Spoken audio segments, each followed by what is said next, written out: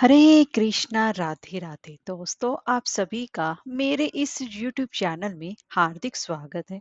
दोस्तों, आज मैं आपको इस वीडियो में वैशाख मास की कथा सुनाने जा रही हूँ। अगर आपको ये कथा पसंद आए तो कमेंट बॉक्स में भगवान विष्णु जी की जय अवश्य लिखिए। साथ ही साथ अभी तक अगर आपने मेरे चैनल को सब्सक्राइब नहीं किया तो सब्सक्राइब कर लीजिए और बेल आइकन पर भी क्लिक जरूर कीजिए, जिससे कि हमारे वीडियो की नोटिफिकेशन आपको मिलती रहे।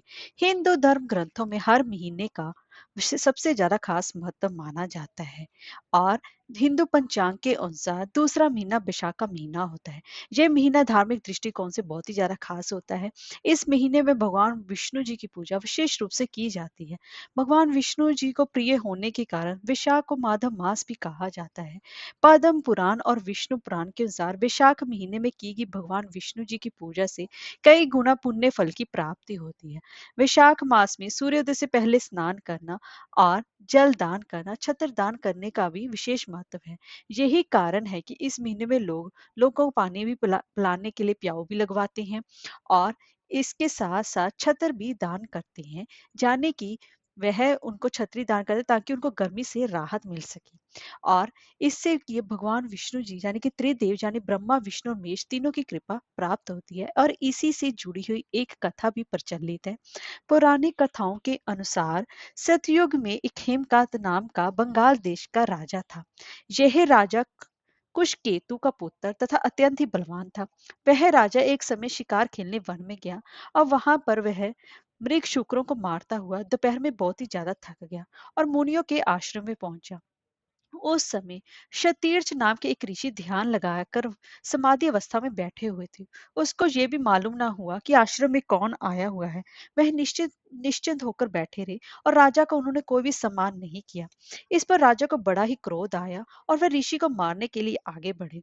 तब ऋषि के शिष्यों ने उसे रोका और कहा कि अरे दुर्बुद्धि, हमारे गुरु तो समाधिस्थ होकर बैठे हैं, उनको ये पता नहीं चल रहा है कि बाहर क्या हो रहा है, इसीलिए क्रोध करना उचित नहीं है।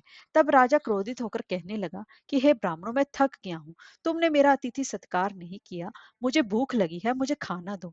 तब शिष्यों ने कहा कि हम तो गुरु के अधीन हैं, बिना गुरु की आज्ञा के तो हम कुछ भी नहीं कर सकते। शिष्यों के ऐसे वचन सुनकर क्रोध से राजा ने अपना धनुष उठा लिया और कहने लगा कि मुझे से ही दान लेकर मेरा ही अन्न खाकर मुझको ही शिक्षा देते हो, ऐसे लोगों को तो अवश्य ही मारना चाहिए। इतना कहकर राजा उन पर बाण चलाने लगा। इससे में से शिष्य जो भयभीत होकर वह इधर उधर भागने लगे। राजा के सैनिकों ने उनको चारों तरफ से घेर लिया। राजा ने उनमें से 300 शिष्यों को मार दिया और बाकी वो भाग गए। जब आश्रम में कोई ना रहा तो सैनिकों ने आश्रम की सभी वस्तुओं खा पीकर खूब भोजन करके उड़ा दी। सायंकाल राजा जब अपने घर पर आया तो उसके जो पिता थे कृषकेतु, यह सब वृतांत जानकर पुत्र की बहुत ही ज्यादा निंदा की और उसको घर से बाहर निकाल दिया। और पिता के त्याग से दुखित हो राजा हेमकांत वन में चला गया और वह इधर उधर व्याकुल होकर फिरने लगा और ब्रह्म हत्या से सताने लगी। और इस प्रकार करते करते उसे 28 वर्ष बीत गए। तब एक दिन त्रिथ नाम के एक ऋषि वैशाख मास में तीर्थ यात्रा करते हुए उस वन में आए और धूप से व्याकुल होकर मूर्छा खाकर वहीं पर पृथ्वी पर गिर पड़े। दैव योग से वहां पर हेमकांत कांत ने ऋषि को मूर्छा खाकर गिरते हुए देख लिया और उसके मन में उसके लिए बहुत ही बड़ी दया उत्पन्न हुई। उसने ढाक के पत्तों की एक छतरी बनाकर मुनि के सिर पर लगाई और उसे अम्बलुम्ब का अवलंबु का जल भी पिलाया। इस ऐसा करने से उस मुनि की मूर्छा मतलब जागी और वह धीरे धीरे करके अपने वो गांव में पहुंचे। इस पुण्य के प्रभाव से राजा की 300 जो ब्रह्म हत्याएं थी वह क्षण भर में ही दूर हो गई।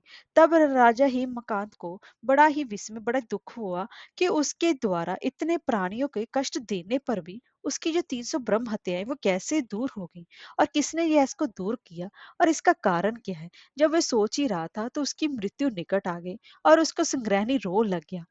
और जब उसके प्राण निकलने लगे तो उसको 3 बड़े-बड़े भयंकर यमदूत दिखाई पड़े और जो कि हेमकांत को डराने लगे। तब हेमकांत मौन साध कर उस छत्रदान को याद करके विष्णु भगवान जी को याद करने लगा। भगवान ने उसी समय अपने मंत्री विश्वक्सेन को आज्ञा दी और कि यमदूतों को रोको और वैशाख मास में छत्रदान करने वाले हेमकांत की रक्षा करो। ऐसा करने से उसने जितने भी पाप किए थे उसके वो सारे दूर हो गए और वैशाख मास में छत्री दान करने से वह निष्पाप हो गया। इसीलिए सबको अपनी समर्था के हिसाब से यथा संख्या में छत्री दान अवश्य ही करना चाहिए। हरे कृष्णा, राधे राधे।